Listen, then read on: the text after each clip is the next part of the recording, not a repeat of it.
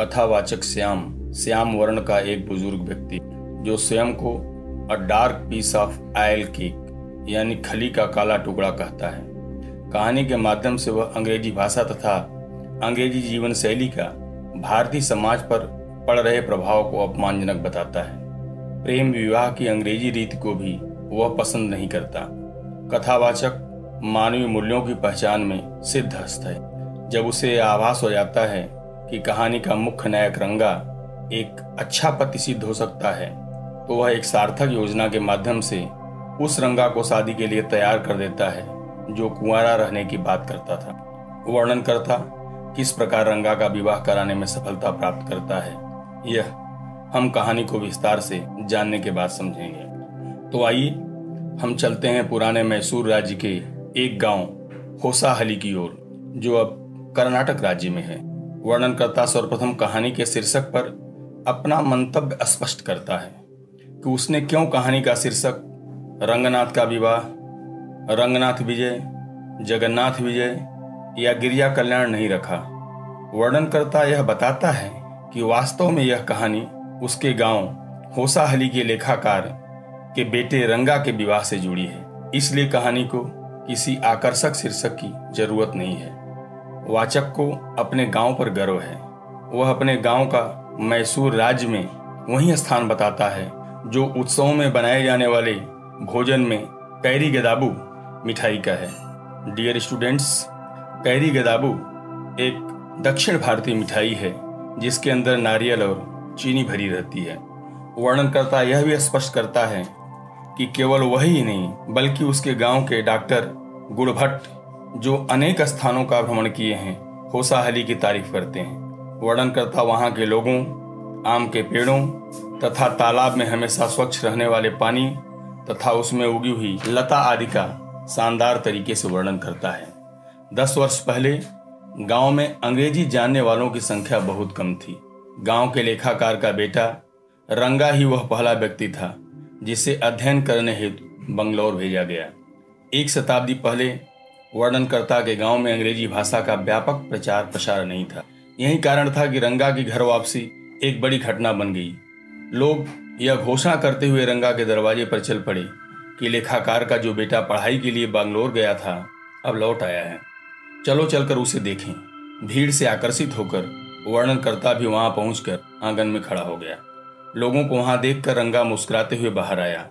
प्रत्येक व्यक्ति आश्चर्यचकित था कि रंगा में कोई परिवर्तन नहीं हुआ था।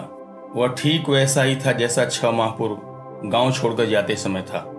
एक वृद्ध औरत ने अपना हाथ रंगा की छाती पर घुमाया तथा उसकी आंखों में देखा और कहा, रंगा अब भी जनेऊ पहना है, इसने अपनी जात नहीं बदली है। एक बार जब सबने यह महसूस कर लिया कि रंगा में शारीरिक रूप से कोई परिवर्तन नहीं हुआ है तो लोग वहां से चले गए, लेकिन वर्णनकर्ता वहीं खड़ा रहा और रंगा का हालचाल पूछा। उसने आदरपूर्वक नमस्कार किया और कहा कि आपके आशीर्वाद से मैं पूरी तरह स्वस्थ हूँ। वर्णनकर्ता श्याम रंगा के नमस्कार करने के तरीके के माध्यम से अंग्रेजी के प्रभाव में भारतीय संस्कृति और परंपरा को तार तार करने वाले आजकल के लड़कों पर व्यंग करता हुआ कहता है कि आजकल के लड़कों की तरह सूरज की ओर सर उठाए अड़कर सीधे इस प्रकार खड़े होकर जैसे कि उसके शरीर में कोई जोड़ ही न हो, मानो वे कोई छड़ी हो, जैसा रंगा ने नहीं किया। वह केवल हाथ ही नहीं जोड़ा बल्कि झुककर चरण स्पर्श भी किया। वर्णनकर्ता भी आशीर्वाद देते हुए कहा, ईश्वर करें तुम्हारा विवाह शीघ्र हो जाए। थोड़ी और बातचीत के बाद वर्णनकर्ता वहां से चल दिया। रंगा एक उदार और विचारशील बालक था। दोपहर को जब वर्णनकर्ता आराम कर रहा था, वह हाथ में संतरे लिए वर्णनकर्ता के घर आया। वर्णनकर्ता श्याम ने सोचा कि यदि रंगा का विवाह हो जाए और वह समाज की सेवा करे तो कितना अच्छा होगा। उसने रंगा से पूछा कि विवाह करने की तुम्हारी क्या योजना है। रंगा ने कहा, अभी तो विवाह नहीं करना चाहता। उसने यह भी बताया कि उसे सही लड़की की तलाश है जो परिपक्व हो। उसने यह भी स्पष्ट किया कि वह उसी लड़की से शादी करेगा जिसे वह अत्यधिक प्यार करता हो। वह समाज में प्रचलित व्यवस्थित किए गए विवाह के पक्ष में नहीं था। उसने कहा, यदि उसकी इच्छा अनुसार लड़की नहीं मिली तो वह कुंवारा रहना ही पसंद करेगा। वर्णनकर्ता रंगा की कुंवारे रहने की बात सुनकर व्यथित हो जाता है। कुछ देर और बात करने के बाद रंगा चला गया। वर्णनकर्ता रंगा की शादी कराने का निश्चय करता है।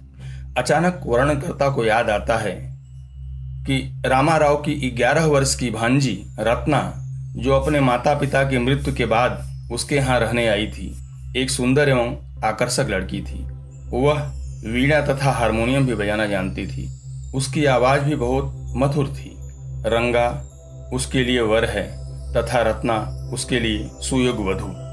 अगले दिन वर्णनकर्ता रामाराव के घर गया और उसकी पत्नी से बोला कि मैं कुछ छाछ आपके लिए भेजूंगा, रत्ना से कहना कि आकर ले जाए।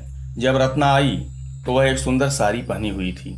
वर्णनकर्ता ने उससे एक गाना गाने का अनुरोध किया। वर्णनकर्ता ने रंगा को भी बुलवा लिया। जब रत्ना गा रही थी उसी समय रंगा द्वार पर पहुंचा। गायक को देखने के लिए उत्सुकता पूर्वक उसने अंदर झांका। एक अजनबी को सामने देखकर रत्ना ने गायन बंद कर दिया। वह सर झुकाए वहीं खड़ी थी। रंगा बार बार तिरछी नजरों से उसे देखता रहा। फिर कहा कि मेरे आने से गायन रुक गया, इसलिए मैं चलता हूँ। लेकिन वह गया नहीं। रत्ना शर्माते हुए अंदर चली गई। थोड़ी देर बाद रंगा ने पूछा, वह लड़की कौन थी? वर्णनकर्ता ने कहा, इस बात से क्या फर्क पड़ता है कि वह कौन थी? मैं पहले से ही शादीशुदा हूँ और तुम शादी करना नहीं चाहती। रंगा ने कहा, क्या उसकी शादी हुई है? रंगा की उत्सुकता को समझते हुए वर्णनकर्ता ने कहा कि 1 वर्ष पहले ही उसकी शादी हो चुकी है। रंगा का मुंह भुने हुए बैगन के समान मुरझा गया। उसके चेहरे पर निराशा के भाव परिलक्षित हो रहे। थोड़ी देर बाद रंगा चला गया। वर्णनकर्ता अगले दिन प्रातः ज्योतिषी के पास गया और उसे वह सब कुछ सिखा दिया जो उससे कहलाना चाहता था। शाम को जब रंगा से वर्णनकर्ता की भेंट हुई तो उसमें कोई परिवर्तन नहीं पाया। वर्णनकर्ता ने पूछा, क्या बात है, किन विचारों में खोए हो? रंगा ने कहा, कोई बात नहीं। वर्णनकर्ता ने कहा, क्या सिर में दर्द है? चलो डॉक्टर के पास चलते हैं। रंगा नहीं में उत्तर दिया। वर्णनकर्ता ने कहा, जब उसके लिए लड़की के चयन की प्रक्रिया चल रही थी तो वह भी इसी स्थिति से गुजरा था। चलो हम लोग शास्त्री जी के पास चलकर देखते हैं कि गुरु और शनि इस समय तुम्हारे अनुकूल हैं या नहीं। दोनों शास्त्री के घर पहुंचते हैं। वर्णनकर्ता ने शास्त्री से कहा, अपना साजो सामान बाहर निकालिए और बताइए कि हमारे रंगा की चिंता क्या है, इसके दिमाग में क्या चल रहा है।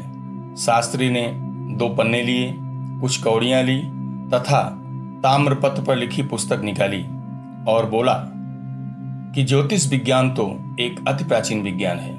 वह होठों में कुछ बुदबुदाया और रंगा से उसकी राशि जानना चाहा, लेकिन रंगा को मालूम नहीं था।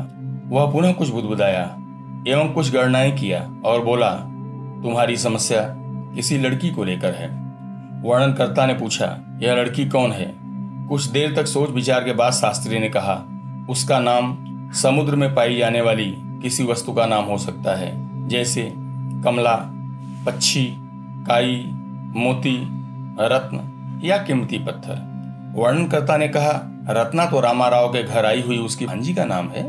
उनसे बात करने पर क्या सार्थक परिणाम प्राप्त हो सकता है?